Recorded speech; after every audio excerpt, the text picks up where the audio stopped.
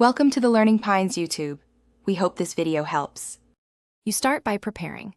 Make sure your games and profiles are backed up to the cloud or copied to external storage, because replacing the drive removes data.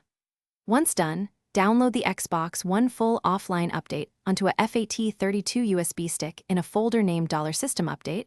You'll need this to reinstall the OS. Put on an anti-static strap, unplug power and HDMI, and remove the outer shell using Torx and plastic pry tools. Work deliberately to expose the internal drive bay. With the shell off, remove the bracket screws and slide out the 2.5-inch drive. Keep track of each screw and how the SATA cable sits.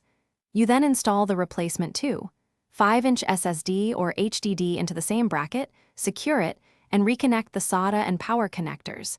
Make sure connections are straight and fully seated. Once connected, briefly inspect the bay for loose screws or cables, then reattach the bracket and replace the shell enough to access the USB port for OS recovery. You finish by starting the offline update. With the console off, hold the bind and eject buttons, press power, and when you hear 2 power-up tones, insert the USB with $System Update.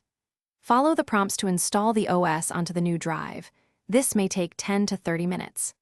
If the console fails to detect the update, make sure the USB is FAT32 and folder named correctly, reseat the SATA cable, and if needed, test the original drive to determine whether the new drive or connections are the problem.